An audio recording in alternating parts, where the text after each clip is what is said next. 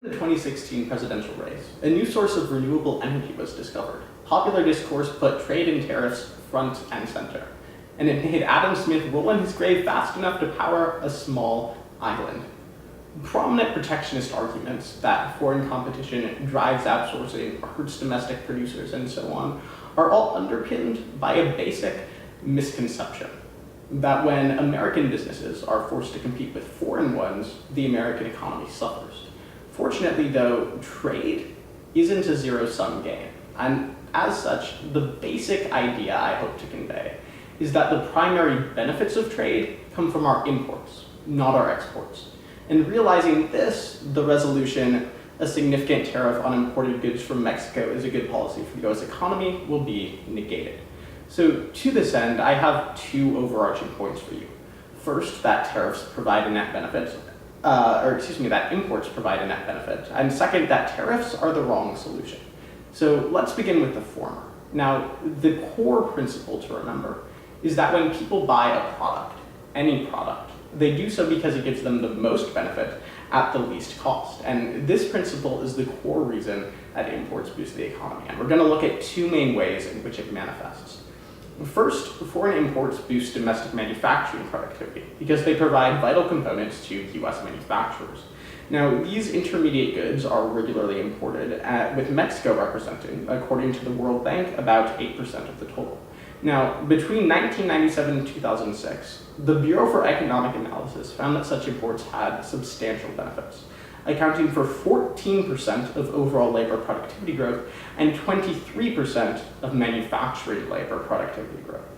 And this is further confirmed by a 2013 analysis published by the Federal Reserve Bank of St. Louis, concluding that, quote, imports have played a critical and positive role in boosting manufacturing output in the United States, much more so, in fact, than exports, unquote.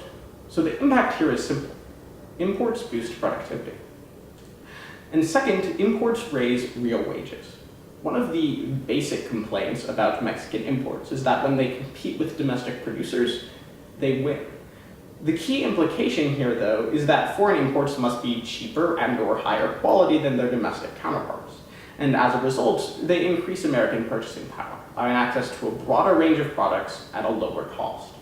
Indeed, the Council of Economic Advisors notes, quote, trade is especially important for middle-class consumers. They gain an estimated 29% of their purchasing power from trade, and the reduction in US tariffs since World War II have contributed an additional 7.3% to US GDP, unquote. That's because foreign competition only displaces domestic businesses when they're better for the consumer. In short, imports elevate overall quality of life, giving us fresher produce, faster cars, and fatter wallets.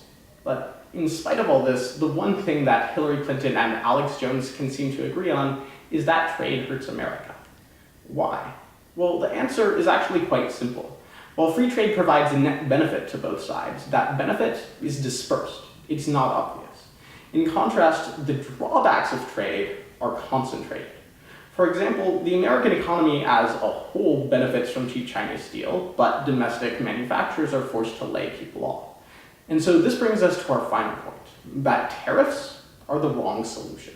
Now, an inherent trait of foreign competition is that it will displace domestic employment over which it holds an advantage. And we can talk about how this raises productivity and purchasing power and drives specialization, but the breadwinner who just lost their only source of income, they probably won't be convinced. And here's where the resolution is the strongest. It identifies a real problem with trade, a concentrated human cost.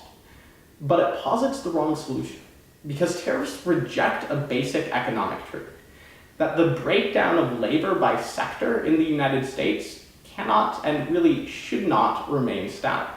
And in so doing, they rob us of trade's numerous advantages.